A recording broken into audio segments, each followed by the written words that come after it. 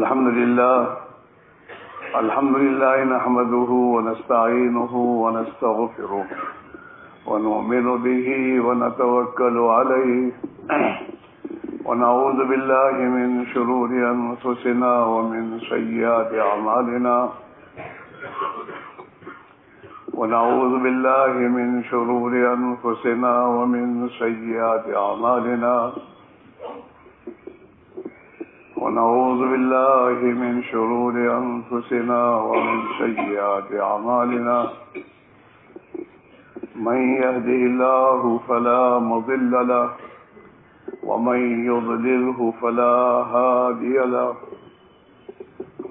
ونشهد أن لا إله إلا الله وحده لا شريك له ونشهد أن سيدنا ونبينا وحبيبنا وشفيعنا وسندنا ومولانا محمدا عبده ورسوله أرسله بالحق بشيرا ونذيرا وداعيا إلى الله بإذنه وسراجا منيرا صلى الله تعالى عليه وعلى آله وأصحابه وبارك وسلم تسليما كثيرا كثيرا أما بعد فأعوذ بالله من الشيطان الرجيم بسم الله الرحمن الرحيم قل هذه سبيلي أدعو إلى الله على بصيرة أنا ومن اتبعني وسبحان الله وما أنا من المشركين وقال تعالى هو الذي أرسل رسوله بالهدى ودين الحق ليظهره على الدين كله ولو كره المشركون صدق الله مولانا العظيم. محترم دوست بزرگ اور بھائیو، اللہ تعالی شانہ نے قیامت تک کے آنے والے تمام انسانوں کے لیے کامیابی کی جو راہ بتائی ہے اور جو سبب بتایا ہے وہ میرے بھائیو دین اسلام ہے. ان الدین عند اللہ الاسلام، کہ اللہ کے نزدیک انسانوں کی دنیا اور آخرت کے بنانے کا راستہ دین اسلام ہے. جتنا دین اسلام زندگیوں میں آئے گا اتنا اللہ کی طرف سے دنیا میں بھی سلامتی کے فیصلے ہوں گے اور آخرت میں بھی انسان اللہ کے عذاب سے محفوظ ہو کر سلامتی کے ساتھ جنت میں چلا جائے گا. اور دین اسلام جب انسانوں کے لیے اللہ نے قیامت تک کے لیے طے کر دیا ہے تو اس دین اسلام کی بقا اور نشر دنیا میں پھیلنے کا سبب بھی اللہ تعالی شاہ نے اپنے نبی کے ذریعے اس امت کو عطا فرمایا ہے، اور وہ ہے ختم نبوت والی عظیم محنت، دعوت کی محنت. دعوت کی عظیم محنت اپنی صحیح اصولوں کے ساتھ جتنا وجود میں آئے گی اللہ تعالیٰ آسمان سے ہدایت کے فیصلے کرے گا. جیسے دنیا میں حضور کے زمانے میں کھیتی تھی تو کھیتی کے ذریعے انسانوں کی کھانے کی ضرورتیں خدا پوری کرتا تھا، آج بھی کر رہا ہے. کھیتی ہو رہی ہے، کھیتی کے ذریعے انسانوں کی ضرورتیں پوری ہو رہی ہیں. ایسے ہی قیامت تک کے لیے اللہ تعالیٰ نے ختم نبوت والی عظیم محنت کو انسانوں کی ہدایت کے ملنے کا سبب بنایا ہے. یہ ہدایت کی محنت وجود میں آنی چاہیے. ہاں، جو 4 اعمال ہیں حضور کی محنت میں، 4 اعمال ہیں: دعوت اللہ، تعلیم و تعلم، ذکر و عبادت اور خدمت. یہ 4 اعمال ہیں، ہمارے نبوت ہیں. یہ حضور پاک علیہ الصلوۃ والسلام نے دار ارقم میں بھی اسی کو زندہ فرمایا. دار ارقم میں صحابہ کو بیت اللہ میں محنت کرنے کی اجازت نہیں تھی تو آپ صلی اللہ علیہ وسلم نے مکہ مکرمہ میں بھی دار ارقم میں اس محنت کو آپ نے چالو کیا. دار ارقم میں یہ دعوت کی محنت تھی. جو قرآن آسمان سے اترتا تھا اس کی تعلیم و تعلم کے حلقے تھے، اور اللہ کی عبادت اور ذکر تھا، تلاوت تھی اور خدمت تھی. جو بھی اسلام میں داخل ہوتا تھا دار ارقم میں جو بھی مسلمان تھے وہ اسے اپنا بھائی بنا کر رکھ لیتے تھے. آ جاؤ تم بھی ہمارے ساتھ، جو ہم کھائیں گے تمہیں کھلائیں گے. سہارا 9 مسلموں کے لیے سہارا جو تھے وہ دار ارقم تھا، وہاں جاتا تھا. اور جو صحابہ جتنے بھی صحابہ تھے ان کے پاس جو کھانا ہوتا تھا اسی کھانے وہ شریک ہو جاتا تھا، چندہ نہیں ہوتا تھا. آپ کو صحابہ کی زندگی میں چندہ نہیں ملے گا کہ وہ چندہ کر کے کھلاؤ. نہیں، جو ہمارے پاس ہے وہ ہم بھی کھائیں گے، تم بھی کھاؤ. ایک روٹی تو آدھی ہم آتی تم کھاؤ. یہ نظام تھا دار ارقم کا. 11 سال در ہجرت تک دار ارقم میں صحابہ اپنے یہ کرتے تھے. تو میرے بھائی میرے عزیزو، اصل یہ ہمیں اور آپ کو فکر میں لینے کی چیز ہے. پہلے تو یہ دعوت کی محنت ہماری زندگی میں زندہ ہو. چلہ 3 چلے کا مسئلہ نہیں ہے. اپنے مقام پر رہ کر بھی ہمیں ان اعمال کے ساتھ اپنی دنیا کی مشغولی میں رکھنا چاہیے. اس محنت کے ساتھ، اس محنت کے ساتھ دنیا کے کاموں کو جوڑنا ہے. اس محنت کو دنیا کے کاموں کے ساتھ نہیں جوڑنا. ہم سوچیں، ہم جہاں رہتے ہیں وہاں ہم اپنی مسجد کو کتنا وقت دے رہے ہیں، اور یہ 4 اعمال میں ہمارا وقت کتنا لگ رہا ہے اپنے مقام پر. اصل تو یہ سبب ہے، ہدایت کے لیے سبب تو یہ ہے حضور والی محنت اور اعمال کو زندہ کرنا اور نقل و حرکت کے ساتھ کرنا. یہ دونوں چیزیں ہیں. حضور نے امت کو نقل و حرکت میں لا کے رکھا. آپ نے ایک جگہ جمود میں اس امت کو نہیں ملے گا آپ کو. خود قرآن پاک میں قیامت تک اللہ نے آیتیں نازل کی ہیں، وما کان المؤمنون لینفروا کافہ، کہ ایمان والے سب کے سب تو ایک ساتھ اللہ کی راہ میں نہ نکلیں، لیکن ترتیب بنائیں کہ ایک جماعت جائے، وہ آئے، دوسری جائے. وما کان المؤمنون لینفروا کافہ فلولا نفر من كل فرقة منهم طائفہ. ایک جماعت ہر ایک قوم میں سے، ہر ایک برادری میں سے، اور ہر جماعت میں سے ایک جماعت اللہ کے راہ میں نکلے. ہاں، لیتفقہوا فی الدین، تاکہ دین کی سمجھ ملے انہیں. دین کی سمجھ ایک ہے علم اور ایک ہے سمجھ، دونوں میں زمین و آسمان کا فرق ہے. فقہ فی الدین، سمجھ. ہمارے بڑے اس کی تشریح فرماتے ہیں فقہ تفقہ کے معنی الاہم فالاہم. یہ اس آدمی کو اللہ سمجھا دے کہ اس وقت کون سا خدا کا حکم اہم ہے.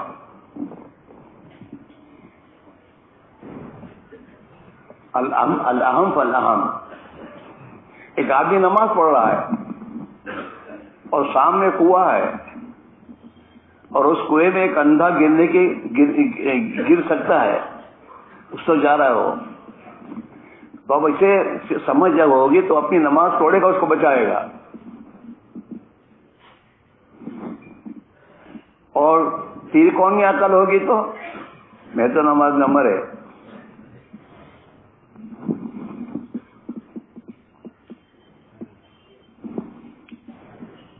یہ سمجھ. تجارت کس وقت مجھے کرنی؟ کیا میرے اطراف میں اقتصاد پھیل رہا ہو اور میرے لیے اپنی تجارت میں بیٹھنا درست ہے؟ یہ سوچنے کی ضرورت ہے. میرے پاس میری زندگی کی بقا کے لیے میرے پاس کھانا پینا موجود ہے، اور میرے اطراف میں ارتداد مسلمان دین چھوڑ رہا ہے اور میں کمائی کے چکر میں پڑا رہا ہوں، تو کیا یہ میری درست ہے؟ یہ سوچنے کی بات ہے۔ ابو صدیق رضی اللہ تعالیٰ عنہ نے تو ارتداد کے موقع پر جان کی پرواہ نہیں کی، تجارت کی بات تو سوال ہی نہیں ہے، اور اپنی جان کی پرواہ کا سوال نہیں۔ امہات المومنین، امت کی مائیں،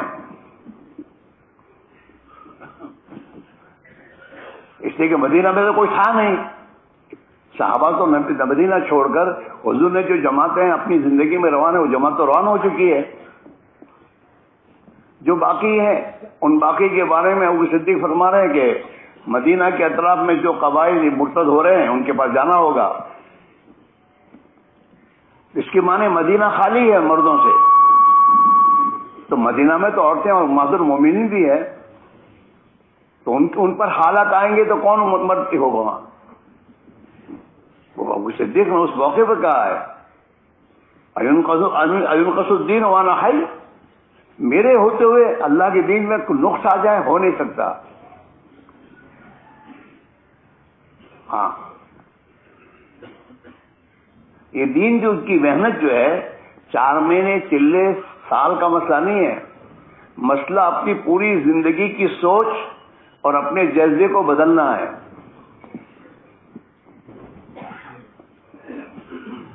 اب ہماری سوچیں اپنی دنیا کے بڑھانے کی تمام سوچ ہے کہ نہیں، اس سوچ کو ختم کر کے زندگی میں اللہ کا دین دنیا میں باقی رہے اور زندہ ہو، یہ سوچ زندگی میں آئے اور اسی بنیاد پر اپنی دنیا کے تمام نظام کو سوچے آدمی۔ اس مجمع کے بارے میں کہہ رہا ہوں، کیا ہمارے اندر یہ چیز آئی؟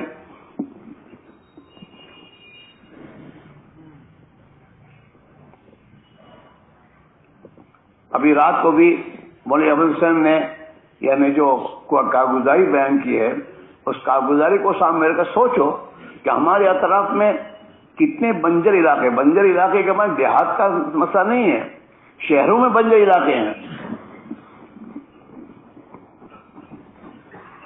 شہروں میں جتنی میرے دوستوں فیکٹریز ایریا ہے، اس فیکٹریز ایریا میں کتنے لاکھوں مسلمان ہیں جن کا نماز کا مسئلہ ہے، کلمے کا مسئلہ ہے، وہ اپنی دنیا کے اعتبار سے پڑے ہوئے بیچارے۔ ہم نے اس کو کیا سوچا اپنا؟ ہم نے اپنے محلے میں کیا سوچا؟ کیا کوئی محلہ بتا سکتا ہے کہ 100% اس محلے میں نمازی ہیں؟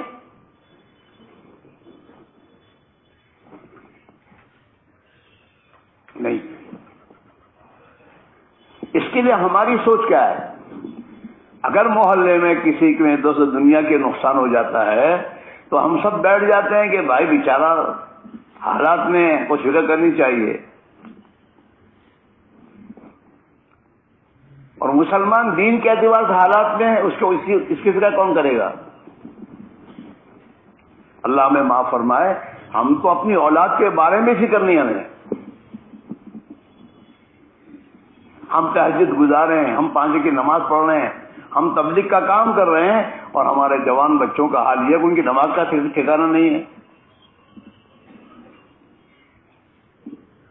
اس کے بارے میں ہمیں کتنی ہماری نیند اڑ گئی۔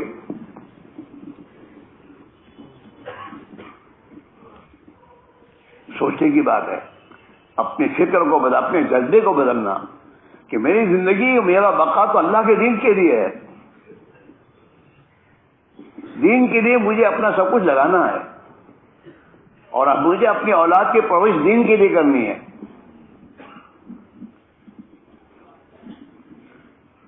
میری اولاد دین کے لیے قربانی دینے والے بنے، مجھے اپنے خاندان کے لیے دین کے بارے میں سوچ فکر کرنا ہے، اپنی ذات سے لے کر اپنا خاندان، اور اپنے خاندان سے لے کر جس محلے میں رہتے اس محلے میں، اور جس ملک میں رہتے اس ملک میں، اور جس دنیا میں رہتے اس پوری دنیا میں۔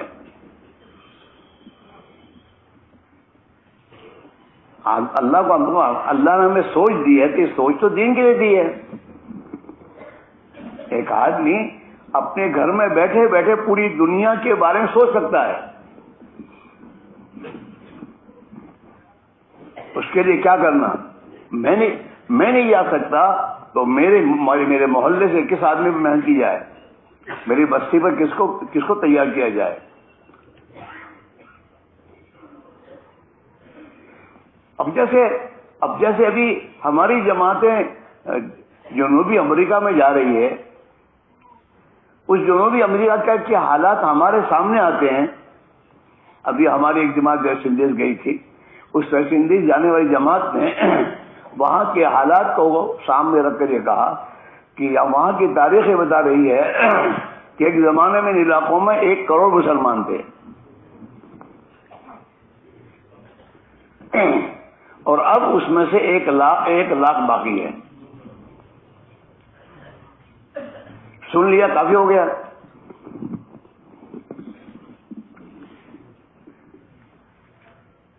سوچے کی بات, ایسے تو کتنے ملک ہوں گے, کتنے علاقے ہوں گے.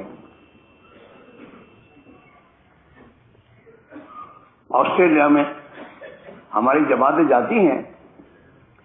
شروع میں جو آسٹریلیا میں جماعتیں گئی ہیں, ان جماعتوں نے جب وہاں پر پیدل جماعتیں چلی پرک کے علاقے میں, تو پرک کے علاقے میں جماعتیں پیدل چلی تو راستے میں جو بستیاں آتی تھیں, ان بستیوں میں وہ لوگ ملاقاتوں جب نکلتے تھے اور پوچھتے کہ تمہارا نام کیا ہے, تو وہ کہتا تھا ڈیوڈ, اور یوں کہتا تھا میرا باپ مسلمان تھا, میں مسلمان نہیں ہوں. اور وہ اپنے گھر سے تصویر آگے دکھا دے, میرے ابا یہ پڑھتے تھے, مسلح کے ہمارے ابا یہ چھوڑ کے گئے. اور ایسے 1-2 کا سوال نہیں ہے.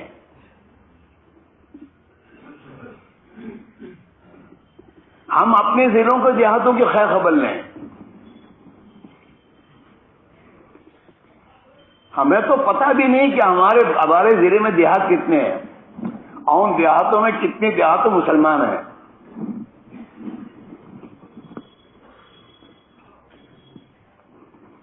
اور ہم مجاہدوں سے گھبراتے ہیں. ہم عادی بن گئے راحتوں کے. ایسے علاقے میں جماعت کا جانا یا ٹھہرنا بہت مشکل ہے جہاں پر پنکھے نہ ہو. یہ میں نوئی کی بات نہیں کہہ رہا ہوں. ہم اپنے آپ کو سوچیں کہ ہمارا مزاج کیا بن رہا ہے.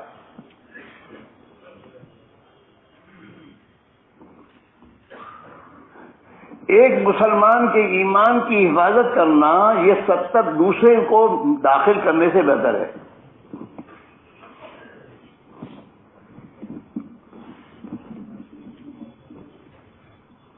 ہم سوچیں, ہم اپنے گھر میں اپنے بچوں کو لے کے بیٹھیں اور ذرا ان سے بات کریں. اس کی سوچ کیا ہے, اس کی سوچ کیا ہے, اس کا جذبہ کیا بن رہا ہے.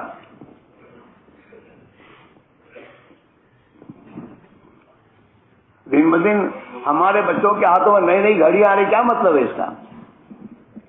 اس کے اندر کا جذبہ کیا ہے؟ یہ تو دنیا داری بن رہا ہے.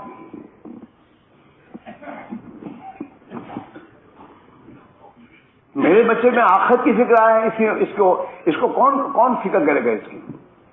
اپنے بچے کو کون سمجھائے گا بیٹا یہ تم کیا کر رہے ہو؟ گھڑی تو ٹائم دیکھنے کے لیے. تمہارا ایک بچہ 25 ہزار اور 50 ہزار کا موبائل استعمال کر رہا ہے. گھڑیاں ایسی قیمتی گھڑیاں استعمال کر رہے ہیں, اور ہم دیکھ رہے ہیں اور ہم دے رہے ہیں کیسے.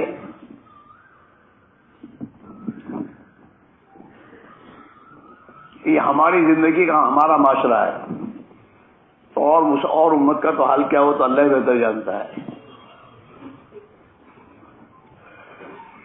ہمارے معاشرے میں دن بدن میرے دوستوں حضور کی سنت آ رہی ہے یا سنت کے خلاف کیا معاشرہ آ رہا ہے.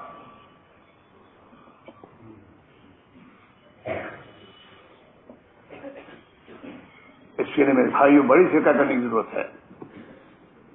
اپنے مقام پر رہ کر ان اعمال کے ساتھ رہنا اور پابندی کرنا، اور اس فکر کے ساتھ کرنا کہ میرے گھر میں نبی والا معاشرہ آئے اور میرے گھر میں نبی والا جذبہ اور فکر میرے ایک ایک بچے اور بچی میں کیسے آئے.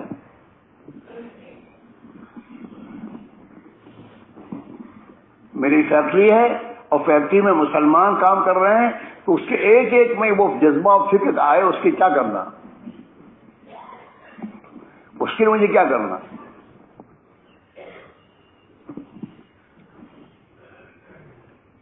اپنے محلے میں ہر لائن کا طبقہ ہے، غریب بھی ہیں، مالدار بھی ہیں، پڑھے لکھے بھی ہیں. ان سب تک اللہ کی بات کو پہنچانا اور ان سب کے اندر جا کر محنت کرنا، اور محنت کر کے پھر اللہ کے سامنے رونا کہ اللہ یہ تیرے نبی کی امت کا حال کیا ہے.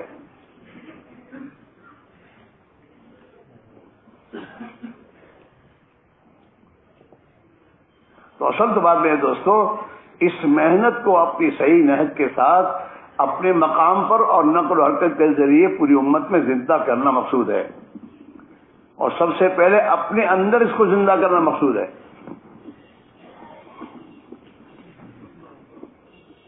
ہم اپنی ذات سے صحابہ کی زندگی میں آپ کو واقعات ملیں گے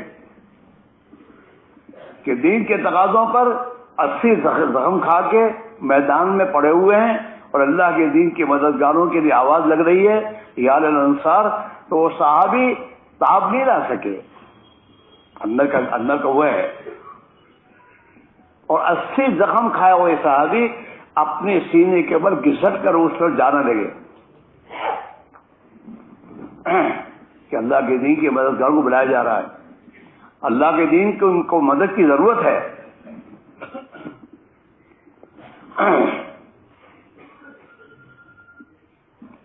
ہاں،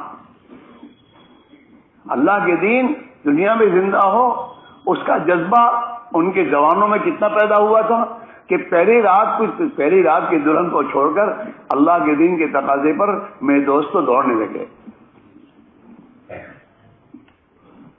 ہمارا حال تو یہ ہے کہ 2 مہینے کے بعد شادی ہونے والی تاریخ ہے، میرے گھر میں شادی میں نہیں جا سکتا. یہ ہمارا حال ہے، ذمہ داروں کا حال ہے. اور کیوں؟ گھر والے کو کون سمجھا؟ تو سمجھا، تو لایا تیرے گھر میں. اپنے گھر کا ماحول بنا، تعلیم کے گھر کا ماحول بنا، تیری بیوی کا جذبہ دین بنے اور تیری دین کے کاموں میں مددگار بنے. وہ ہماری اولادیں ہماری مددگار بنے دین کے کاموں میں.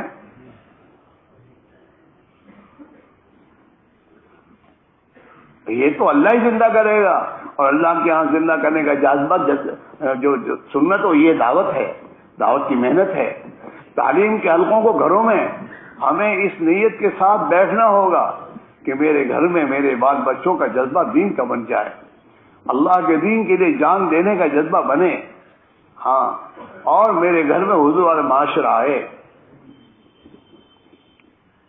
اس کے لیے تعلیم اہتمام سے کرنا، اپنے بچوں کے ساتھ روزانہ وقت نکال کر اللہ آخرت کے تذکرے کرنا، صحابہ کی قربانیوں کے تذکرے کرنا کہ صحابہ نے دین کی خاطر کتنی قربانیاں دی ہیں. عورتوں کی قربانیوں کو ہمارے عورتوں کے سامنے ہم ان کے تذکرے کریں. دنیا کی میں تو جھوٹی باتیں سن کر ان کے دل متاثر ہوتے ہیں، تو حق بات اور صحابہ کی قربانیوں کے تذکرے جب زندہ کیے جائیں گے تو کیا یہ ان کے دلوں پر مؤثر نہیں ہوں گے؟ لیکن ہے ہی نہیں.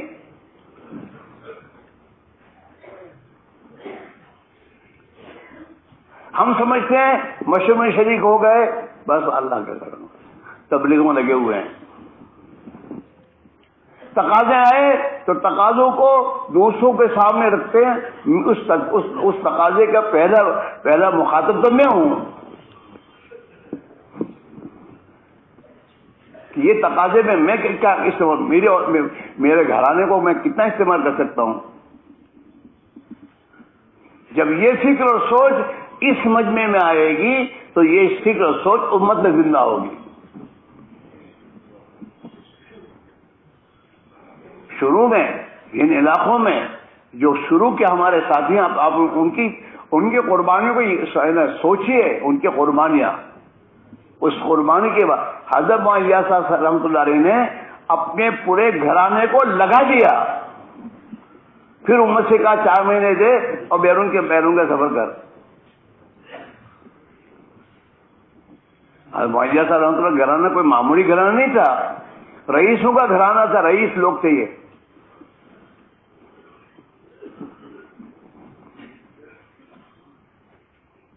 جب میری زندگی کا آدھا وقت نہیں لگ رہا تو میں امت سے آدھا وقت مانگوں تو کیسے یہ چیز زندہ ہوگی؟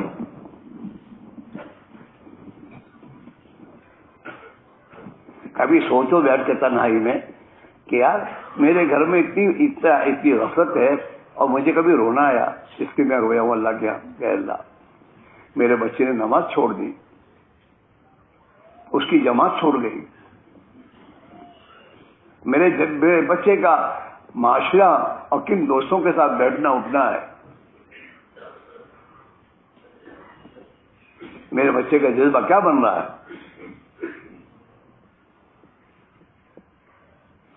قرآن ہر مسلمان سے کہہ رہا ہے یا ایھا الذین آمنوا قوا انفسکم واہلکم نارا، او ایمان والو اپنے آپ کو اور اپنی اولاد کو جہنم سے بچاؤ. اللہ کا حکم ہے قرآن میں. تو کیا میرا اپنا 5 وقت کی نماز پڑھنا کافی ہو جائے گا؟ میرے گھرانے کا کیا ہوگا؟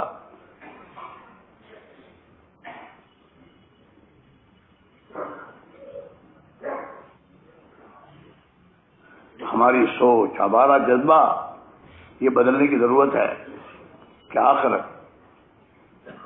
موت ایک دن مرنا ہے اور اپنی ذمہ داری کا جواب اللہ کو دینا ہے.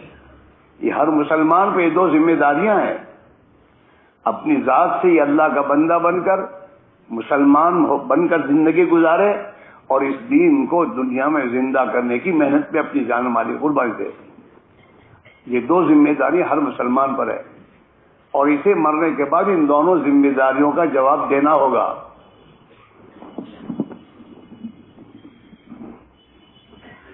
ہاں حضرت معاویہ صاحب جو فرمایا کرتے تھے نا کہ بھائی میں تو یہ چاہتا ہوں نمازی نماز دعوت کے ساتھ نمازی ہو، معلم اپنی جگہ معلم ہے لیکن دعوت کے ساتھ.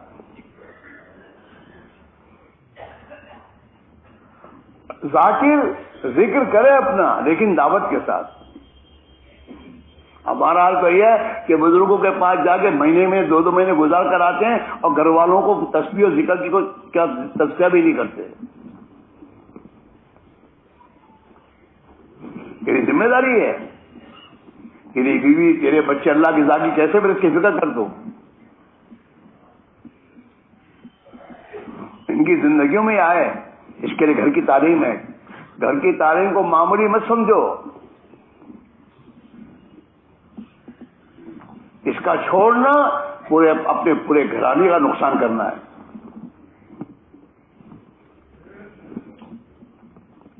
چنانچہ میرے بھائیوں، جو اللہ کے بندے جن کو اللہ نے 10 غم دیا ہے وہ اپنے گھروں میں اپنی فکر کے ساتھ تعلیم وغیرہ کی پوری ذمہ داری کے ساتھ وہ اپنے آپ کو چلا رہے ہیں. ان کی تعلیم کے ذریعے ان کے گھروں کا ماحول بدل رہا ہے. ہم اپنے مقام پر ان اعمال کو زندہ کریں، اپنی مسجدوں کو وقت دیں، اپنے گھر والوں کو وقت دیں اور ان کے سامنے یہ نہیں 5 منٹ تعلیم ہوگی کم عالم تعلیم ہو نہیں، یہ تعلیم کا مقصد سامنے رکھ اور اس تعلیم کو اس اعتبار سے 2 رکعت پڑھ کے خدا سے مانگ اور ان کے سامنے تعلیم اس فکر کے ساتھ اور نیت کے ساتھ کر کہ میرے گھرانے میں حضور والا معاشرہ، حضور والی زندگی اور حضور والی فکریں آ جائیں.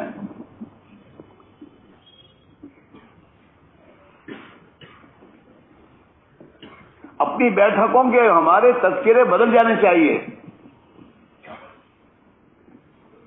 آخرت کے آنے چاہیے، دین کے ہونے چاہیے۔ ہمارے آپس کی بیٹھکوں میں یہ سوچ کہ بھائی اپنے ضلع میں کتنے دیہات ہیں، کچھ پتہ نہیں اس کی کیا کرنا۔ مسلمان یہ آج کل حالات سے جو گزر رہا ہے مسلمان، آپ سوچئے، دنیا کی قوموں کو اسلام سے دشمنی ہے، مسلمان سے نہیں۔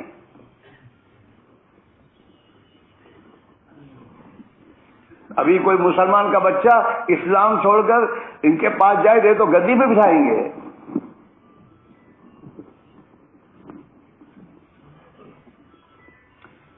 میرے گھر سے، میرے خاندان سے، میرے بال بچوں سے، مسلمانوں کی زندگیوں سے اسلام اور دین کا درد و غم ہی نکل گیا۔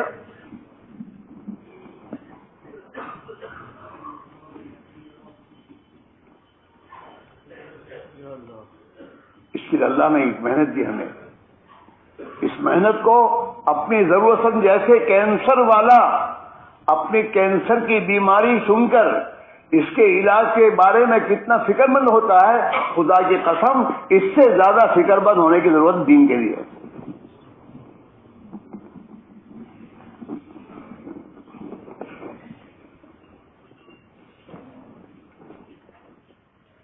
ایک اپنی ذات کو بچانے کے لیے اپنی جائیداد بیچ دیتا ہے کینسر سے بچنے علاج کے لیے۔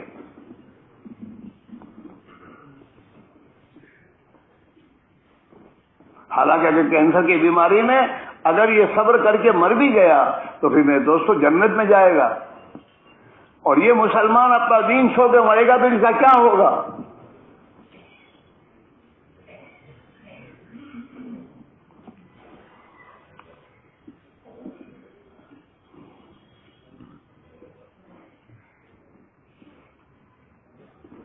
اس میرے بھائیوں، ہم اپنے مقام پر رہ کر اپنی مسجد، اپنے محلے میں ان اعمال کو زندہ کرنے کے ساتھ اپنے دنیا کے کام کاج میں لگیں اور قربانی کو بڑھانے کی فکر میں آئیں۔ دین کے تقاضوں پر اپنے دنیا کے تقاضوں کو ہم میرے دوستوں پیچھے کریں، چھوڑیں۔ یہ قربانیاں اللہ کو پسند ہے، اور اس قربانی پر اللہ تعالی شانہ اپنی قدرت سے دین کو دنیا میں زندہ کرے گا۔ حضرت عائشہ رحمۃ اللہ علیہ کے بارے میں سنا اور فرمایا کرتے تھے اپنے ساتھیوں سے کہ بھائی ہدایت کے بارے میں دیر تو ہماری طرف سے ہے، اور یہ فرماتے تھے کہ اللہ کے یہاں جس قربانی کو مطالبہ ہے ہم وہاں تک اپنی قربانی جس دن پہنچا دیں گے آسمان سے ہدایت کا فیصلہ ہو جائے گا۔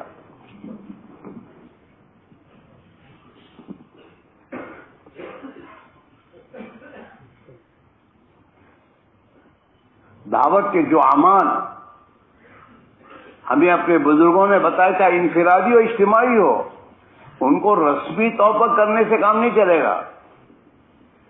فرصت ملی تو ذکر کر لیا، ارے فرصت نکال، فرصت ملی تو گشت کر لیا، ساتھی کر لیتے ہیں گشت، ہمارے مسجد میں گشت، بھائی تم گشت میں ہوتے ہو؟ کہا میں تو مجھے عذر ہے۔ کیا عذر؟ دکان کاروبار کا عذر، اس کو عذر کہتا ہے۔ قرآن نے تو اس کو کہیں عذر نہیں کیا، کہا ہے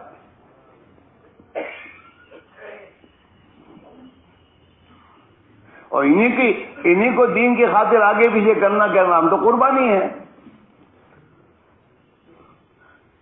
مہاجرین نے اللہ کے دین کی خاطر اپنی پوری پراپرٹیاں، جائیدادیں چھوڑ کر اللہ کے دین کے لیے ہجرت کی، سب کچھ چھوڑ دیا، قربان کی۔ اور انصار مدینہ نے دین کے خاطر اپنے قربانی اتنی دی کہ انصار مدینہ کے گھروں میں جھاڑو پھر گیا۔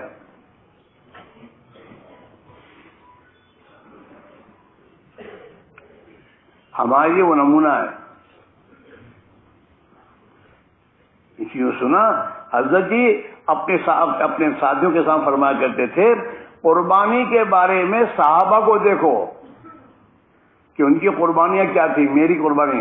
اپنے زمانے کے لوگوں کو دیکھ کر نہ چلو کہ وہ تو 4 مہینے نہیں کر، میں تو ہر سال 4 مہینے لگاتا ہوں.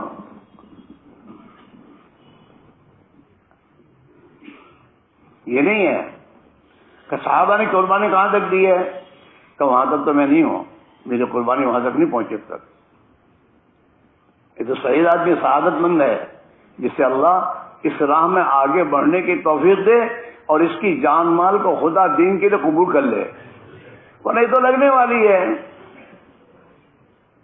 جان مال تو لگے گی، مٹی پہ لگے گی، خواہشات پہ لگے گی. خواہشات، ہماری زندگیاں آج ضرورت پر نہیں خواہشات پہ چل رہی ہیں. حضرت اپنے ساتھیوں سے فرمایا کرتے تھے زندگی کو سادگی پلاؤ.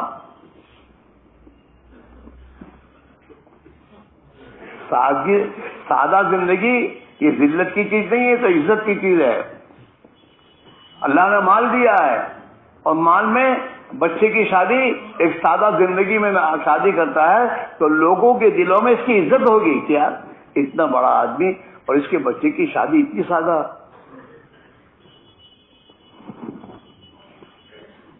ہماری تو ناک کٹ جاتی ہے. ابھی تک ہمارے ذہن سے یہ نکلا نہیں ہے. وہ گھر والے لوگ کیا کہیں گے، او کیا کہیں گے.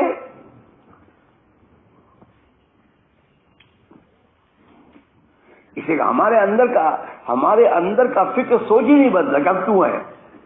ہمارا جذبہ، اب یہ قربانی کی ضرورت ہے. ہم قربانی پر آئے، اتنے سالوں سے تبلیغ میں لگے ہیں اور اب تک ہمارا فکر نہیں بدلا. ہم چلے سے 3 چلے پہ نہیں آئے. دنیا بھر میں دیکھ کر، دنیا بھر میں جماعت میں جا کر مسلمانوں کا حال دیکھ کر آنے کے بعد ہمارا حال یہ ہے کہ یار مسلمانوں کا تو حال یہ ہے. اب مجھے وقت بڑھانا چاہیے، مجھے سالانہ 4 مہینے لگانے چاہیے، مجھے سالانہ قربانی میں اپنے آپ کو بڑھانا چاہیے.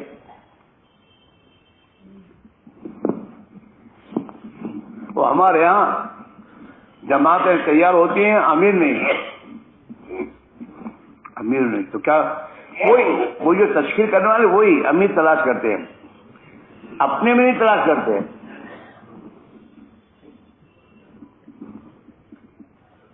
میں ان سے یہی پوچھتا ہوں کہ بھائی تمہارے اندر بھی تو امیر ہے، تمہارے اپنے اوپر نظر نہیں آتی، دوسروں پہ نظر جاتی ہے تمہاری. اور جب کام کرنے والا مجمع اس رخ پر آئے گا نا تو یہی چیز دوسروں میں داخل ہوگی، پھر امیروں کا مسئلہ کھڑا نہیں ہوگا. اچھا کمال کی بات ہے کہ جو ذمہ دار اپنے آپ کو کہہ رہے ہیں ان کا بھی چلہ اس سال کا باقی ہے، لیکن وہ اپنے بارے میں نہیں سکتے بھائی میرا ہی چلہ باقی ہے، تقاضا ہے، مجھے تیار ہو جانا چاہیے.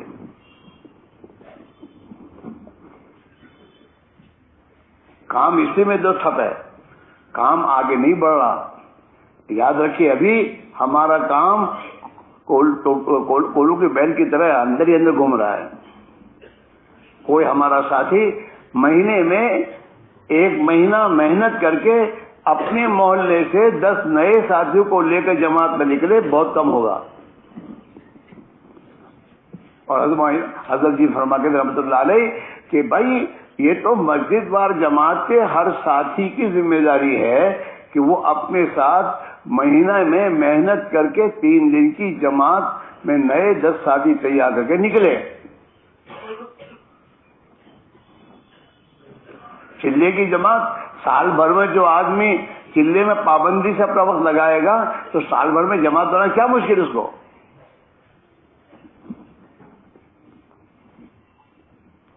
لیکن بات یہ میں دوستو خود کا ہی ٹھکانا نہیں، پھر دوسروں کے جو آدمی اپنی ذات سے پکا نہیں ہوتا نا اس کی تشکیل بھی خصوصی ہوتی ہے. ہاں یاد کرو انشاءاللہ کو ہو گیا. ہمارے بھائی فضل کریم مرحوم یوں کہا کرتے تھے یہ جو گورنمنٹ سرونٹ ہے نا یہ وداؤٹ پے جب تک جماعت پہ نہیں جائیں گے وہاں تک کام آگے نہیں بڑھے گا. اور وہ تو فرماتے تھے کہ تنخواہوں کے ساتھ جانا ایسا ہے جیسے بیوی کو حمل بھی ٹھہرا اور حیض بھی چالو ہے.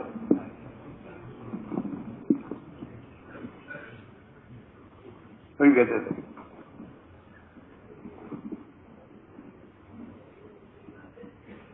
تو جیسے ملازمین اپنے بغیر تنخواہ کے جانے پہ یہ کہہ رہے ہیں، ایسے یہ دکاندار سے بھی کہتے ہوں دکان بند کر، دکان پہ کوئی بیٹھنے والا نہیں ہے تو تیرے نبی کا دین مٹتا ہے، اس پہ اس کے لیے قربانی دینا کون ہے؟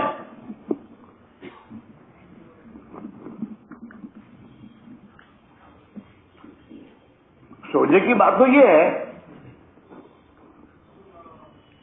اسے دیکھیے، جو ملازم تنخواہ کے ساتھ چھٹی میں جاتا ہے نا، اس کی وہ تشکیل بھی ایسی فسوس ہوگی. بھائی آپ وقت لگائیے، آپ کے پاس ٹائم بہت ہے، آپ کے پاس بہت چھٹیاں باقی ہے. ہاں لیکن اب جو لیکن کہہ کے اس نے بولنا شروع کیا تو اندر سے کمزور ہوگا.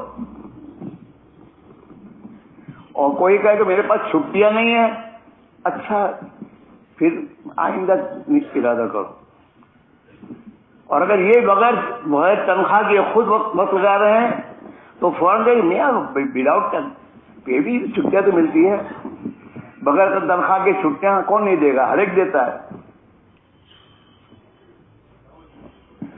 وہ تو جس معیار کی قربانی ہماری ہوگی اسی قربانی پر ہم امت کو اٹھائیں گے.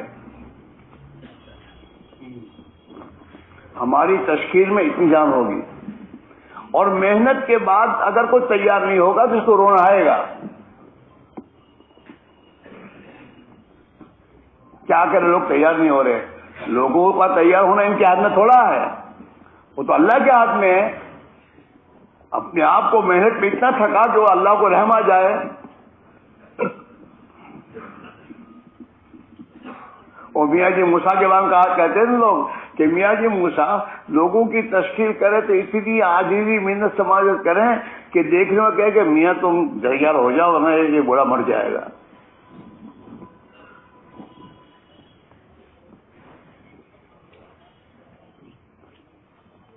اس میں مسئلہ ہمارا ہے. ابھی ہمارے علاقوں میں، ہمارے صوبوں میں محنت آگے نہیں بڑھ رہی، لوگ تیار نہیں ہو رہے. یہ سب دماغوں سے کہا کورونا کیا ان سی مصیبت ہے؟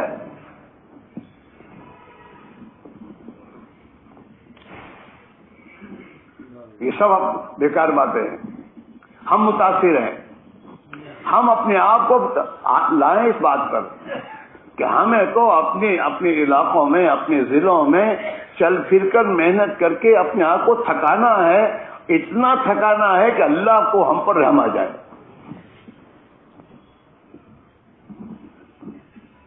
اور پھر تو اللہ سے اللہ میں اب کر دے تو اللہ کہے کہ ٹھیک ہے میرے بندے.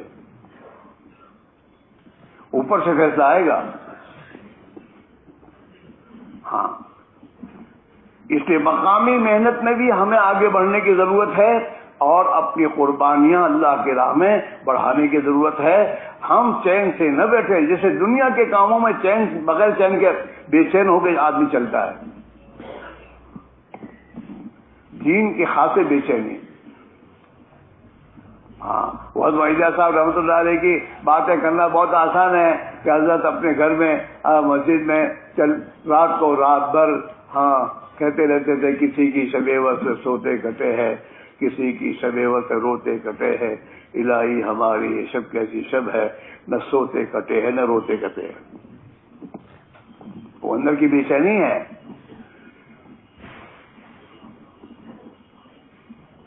وہ اندر کی بے چینی ہے. وہ بے چینی ہم میں پیدا ہونی چاہیے. ہاں، درد دل کے واسطے پیدا کیا انسان کو، درد دل کے واسطے پیدا کیا انسان کو، ورنہ مطاعت کے لیے کچھ کم نہ تھے کر رو بیاں. فرشتے بہت بیاں عبادت کر رہے ہیں، نمازیں پڑھ رہے ہیں. درد دل اصل ہے. اپنے محلے میں ہم چلتے ہوں، پھر رہے، نماز میں جا رہے ہوں اور ہم دیکھیں کہ محلے کے لوگ اذان ہو رہی اور کھڑے کھڑے باتیں کر رہے ہیں، جوان کھیل رہے ہیں، اور ہمارے دل میں ذرا بھی درد پیدا نہ ہو.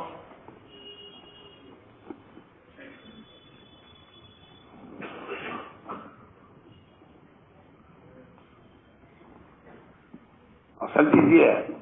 ہاں، اللہ دین کا درد دے دے، یہ اللہ سے مانگنے کی چیز ہے. اس درد و غم کے ساتھ مرنا یہ بڑی چیز ہے. ہاں ہم سوچیں ہماری فکر کیا ہے، ہمارا درد و غم کیا ہے. ہم تو ایک چکر میں گھر میں 2 سال تو 3 سال کب ہوئے.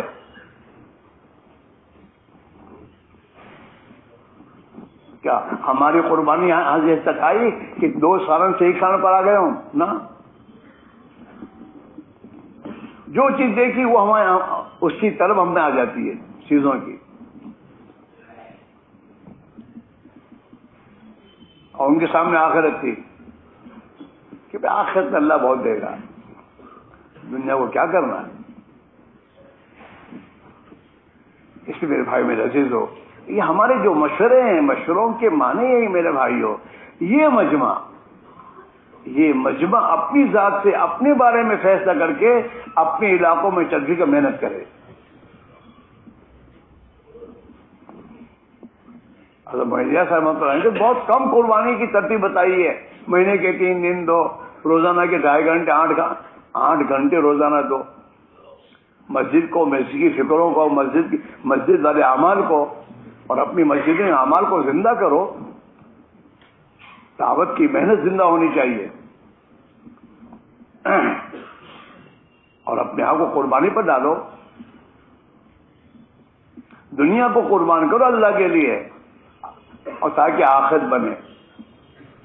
ہاں، رمضان میں اپنا کھانا پینا اللہ کے لیے چھوڑتا ہے، اللہ کے لیے. تو اس پر اللہ کہہ رہے ہیں روزہ میرے لیے ہے، میں اس کا بدلہ ہوں. یہ دکانیں اگر یہ اختیاری طور پر اللہ کے دین کے لیے چھوڑی جائے گی تو ان دکانوں کو میرے دوستوں ناگہانی مصیبتوں سے نہیں چھوڑنی پڑے گی.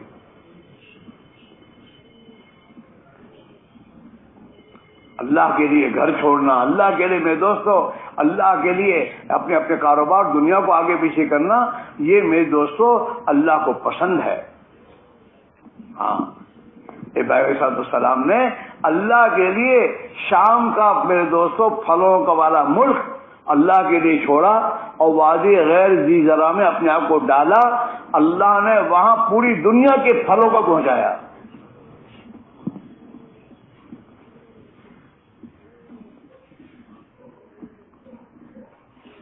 اصل قربانی ہے اور اصل اس مجمع کی قربانی ہے. ہمارے ہاں ہمارے ایک حکیم صاحب تھے، اللہ ان کی مغفرت فرماوے، احمد آباد میں، وہ یوں کہا کرتے تھے نکلو نکلو کا زمانہ گیا، چلو چلو کا زمانہ آیا. ابھی ہمارے مطلب یہ نکلو نکلو نہیں، چلو چلو. اپنے مہینے کے 3 دن کے بجائے 6 دن دینا شروع کیے، 9 دن دینا شروع کیے. اب دوسروں سے کہو گے چلو تو چلو. بیج میاں گیہوں بو گے تو گیہوں اگیں گے اور کانٹے بو گے تو گیہوں آئیں نا. جس معیار کی قربانی ہماری ہوگی اس مقدار کی قربانی خدا امت کو زندہ کرے گا. وہ ایک اللہ کا بندہ، اس نے اپنا سب کچھ لگانے کا فیصلہ کر کے امت کو پکارا. ہزاروں لاکھوں امت کے لوگ اللہ کے دین کے لیے قربانی دینے والے بن گئے.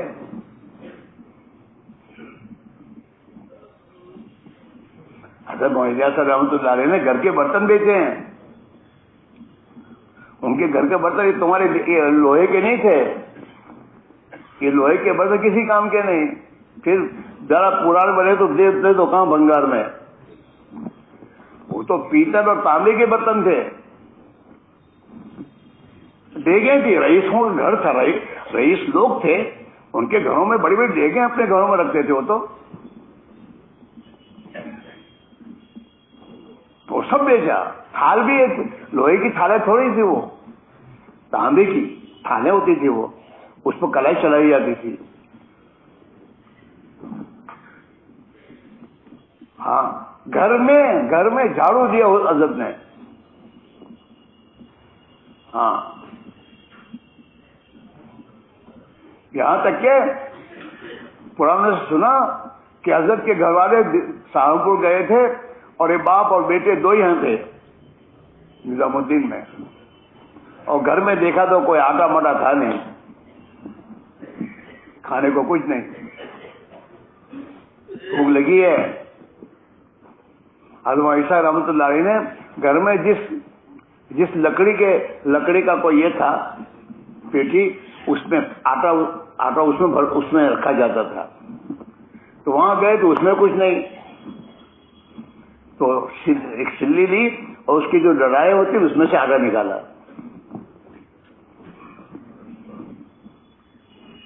اور آٹا نکال کر ایک روٹی بنے اتنا نکلا، تو اس کو روٹی پکانے کے لیے چولہے پر بیٹھے.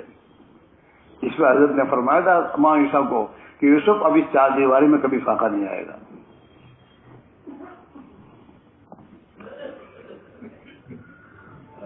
ابھی تو دسترخوان بہت وسیع ہو گئے. حضرت کے زمانے میں، حضرت عائشہ رحمۃ اللہ کے زمانے میں اور یا کے زمانے میں مہمانوں کے لیے کھانا پکتا تھا. مہمان کھانے کے بعد بچتا تھا تو گھر والے کھاتے تھے، پہلے نہیں.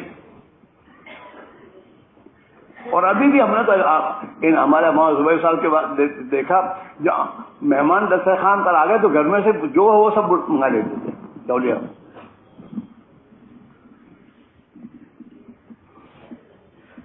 اس میرے بھائیوں، یہ مجمع اب تو یہ طے کر کہ نہیں، اب اس کام کو مجھے اپنا کام، اپنی ذمہ داری کر کے سب سے آگے رکھ کر اس کے تقاضوں کو پورا کرتے ہوئے پھر امت میں چل پھر سے محنت کر کے امت کو اس کے لیے بھائی کیا کر رہے ہیں، یہ کون ہے، اے بھائی کیا ہے، کون ہے یہ حال ہے. یہاں اتنی فکر کی بات اور وہاں اس کو سوجی ہے فوٹو لے رہی تھی.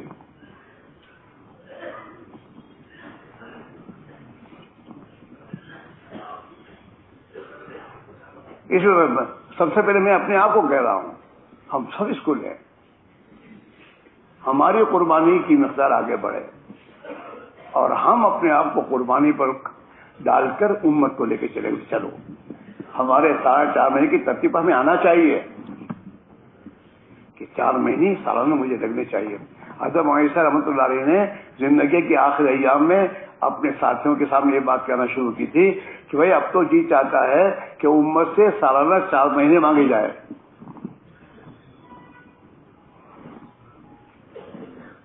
4 مہینے بھی تھوڑا ہے. یہ جو آج دنیا پھیلتی جا رہی ہے، اس کے پیچھے کروڑوں انسانوں کی جانیں لگ رہی ہیں. تو قسم قسم کے کھانے، قسم قسم کے برتن، قسم قسم کے کھلونے دنیا میں میرے دوست آتے جا رہے ہیں.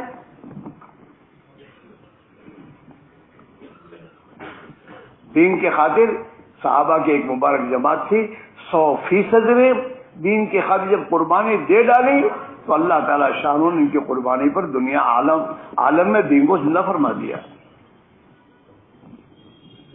ہمیں تو ابھی محنت کی ضرورت ہے کہ ہمارے گھروں میں سے چور چوری کر رہے ہیں. ہماری غفلتوں سے پڑ گیا پھیکا چمن تیرا، ہماری غفلتوں سے پڑ گیا پھیکا چمن تیرا، مٹایا خود ہی ہم نے اس چمن کو باغباں ہو کر. ہم نے اپنے گھروں سے سنتوں کو دھکا دیا ہے. ہمارے بچے اللہ کی نبی کے دشمنوں کے فیشن والے لباس اور کپڑے پہن کر ہمارے گھروں میں آئے، ہمارے محلوں میں آئے، اور ہمارا حال بے دوست یہی. ہمارے گھر کی عورتوں کا حال کیا ہے؟ ہمارے کاروبار میں ہم کس طریقوں کو لا رہے ہیں؟ ہماری غفلتوں سے پڑ گیا پھیکا چمن تیرا، مٹایا خود ہی ہم نے اس چمن کو باغباں ہو کر. دشمنان دین تو کیا اسے مٹائیں گے؟ اس مسلمان نے اپنے ہاتھ سے اس دین کو مٹایا ہے. یہ اللہ کو کیا جواب دے گا کہ آسمان سے اس کے لیے ذلتوں کے بے تو فیصلے کیوں نہیں ہوں گے؟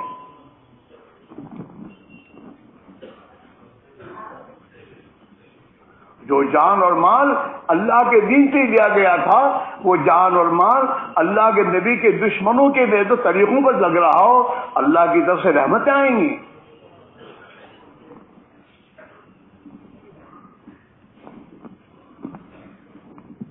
تو کیسا باغ کا مالی کہ رکھوالی نہیں ہوتی، تو کیسا باغ کا مالی کہ رکھوالی نہیں ہوتی، اگر ماری اور رکھوالی تو پاماری نہیں ہوتی۔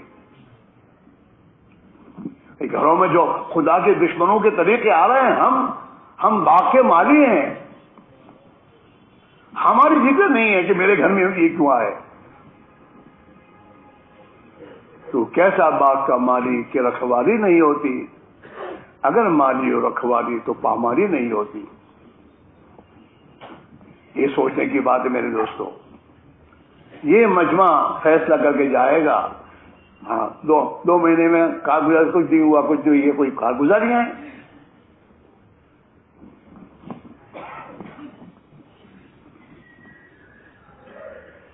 میرے بھائیوں، بہت فکر کی بات ہے۔ آج پوری دنیا میں امت مسلمہ حالات میں ہے، اور حالات اس کے اعمال کی بنا پر۔ اعمالکم اموالکم، اللہ کے نبی کا فرمان ہے، جیسے تمہارے اعمال ہوں گے ایسے خدا حکام لائے گا، ظالموں کو لائے گا۔ بنی اسرائیل کے اعمال بگڑے تو اللہ نے فرعون ظالم کو مسلط کیا، حالانکہ بنی اسرائیل تو نبیوں کی اولاد ہے۔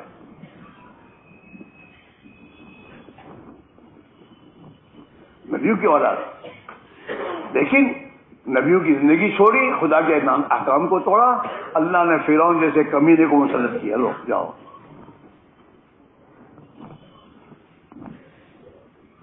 اعمالکم اموالکم، جیسے تمہارے اعمال ہیں ایسے تمہارے حکام ہوں گے۔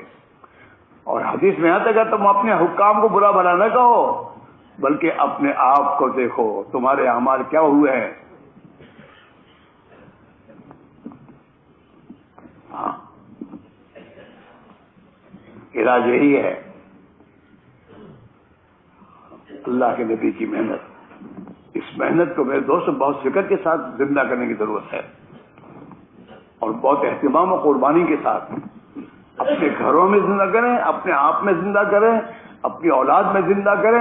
ہماری اولادیں محفوظ نہیں ہو سکتی جب تک دین کی محنت نہ لگے۔ ہاں، یہ دوسروں کے تلخے چھوڑ دو، میرے گھر میں کیا ہو رہا ہے، میرے گھر میں، میری اولاد میں کیا آ رہا ہے۔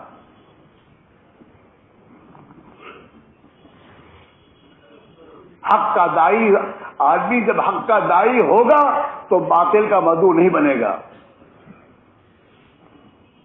ورنہ وہ چاہے کتنی عبادت کرنے والا بن جائے، لیکن دائی حق کا نہیں ہے تو اس کے گھر میں باطل آئے گا۔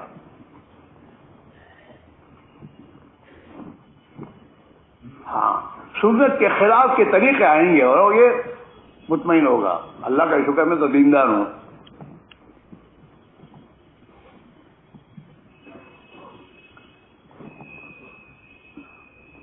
اس لیے بھائی میرے یہ مجمع فیصلہ کرے کہ نہیں، اب تو چین سے نہیں بیٹھنا ہے، اب دنیا کی خواہشات زندگی گزار لی، اب تو اللہ کے دین کے لیے کچھ قربانی ایسی دینی ہے کہ جس پر اللہ کو رحم آ جائے، اور ہماری بستی علاقوں میں 100% مسلمان اللہ کے دین کی محنت میں اپنی جان مال لگانے والا بنے۔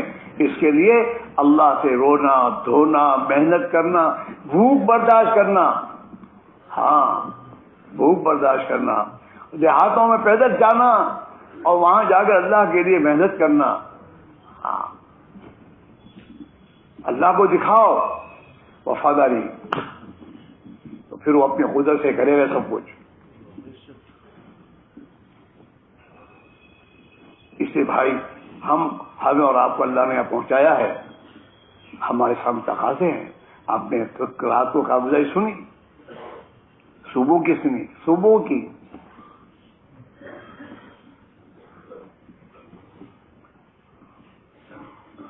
آپ سوچیں کہ ہمیں کتنی فکر کرنے کی ضرورت ہے۔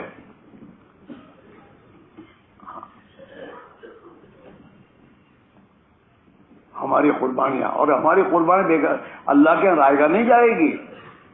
اللہ تو بڑے شکور ہیں، اپنے بندوں کی محنتوں کی بڑی قدر کرنے والے ہیں وہ۔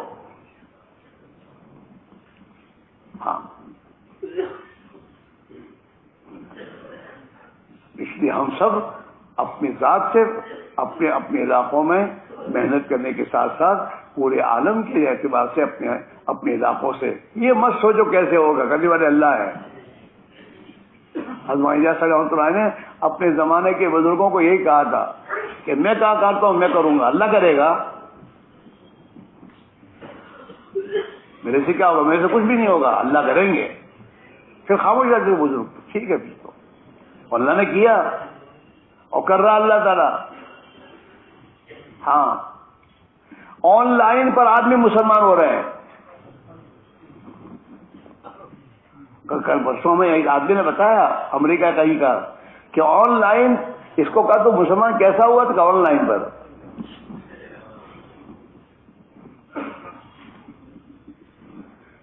اللہ نے کہا اس مسلمان کو تو فرصت نہیں ہے، چلو اب دنیا میں ایسی لائن چلاؤ جس سے انسانوں کی ضرورت پوری ہو.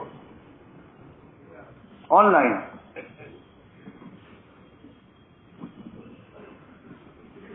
اس میں بھائیو اللہ ہمیں محروم نہ فرماوے. موت تو خدا ہمیں اپنی رضا کے جذبے کے ساتھ اپنے دین کے تقاضوں میں آگے ہی بڑھنے کی توفیق عطا فرماوے، اور جو کچھ ہمارا ہے اللہ اپنے دین پہ لگوا دے. ہاں بھائی عبد الوہاب صاحب کہا کرتے تھے، حضرت عیسیٰ رحمۃ اللہ ایک مرتبہ مجھے کہا عبد الوہاب جنت میں جائیں گے، وہ تو اللہ کا وعدہ ہے کہ جنت تو مل جائے گی، باقی چیز یہ چاہتا ہے کہ قیامت کے دن جناب رسول اللہ صلی اللہ علیہ وسلم اپنے صحابہ کو لے کر اللہ کی بارگاہ میں حاضر ہو رہے ہوں تو اس مبارک جماعت میں خدا ہمیں بھی بنا دے. اور اللہ کے نبی کی دعاؤں میں ہاں اللہم اجعل نبینا لنا فرطا وحوزہ لنا مورد اللہم احشرنا فی زمرتہ واستعملنا بسنتہ وتوفنا علی ملتہ واجعلنا من حزبہ. اسے بھائی پہلے تو آپ اپنے بارے میں فیصلہ کرو کہ چین سے نہیں بیٹھنا اور اپنے آپ کو علاقے میں جا کر سب کی گالیاں سننی ہے، سب کی طرف سے جو کچھ آئے برداشت کر کے اللہ کے دین کی محنت کے لیے محنت کر کے اللہ سے رونا ہے تاکہ اللہ حالات بدل دے. سب تیار ہو.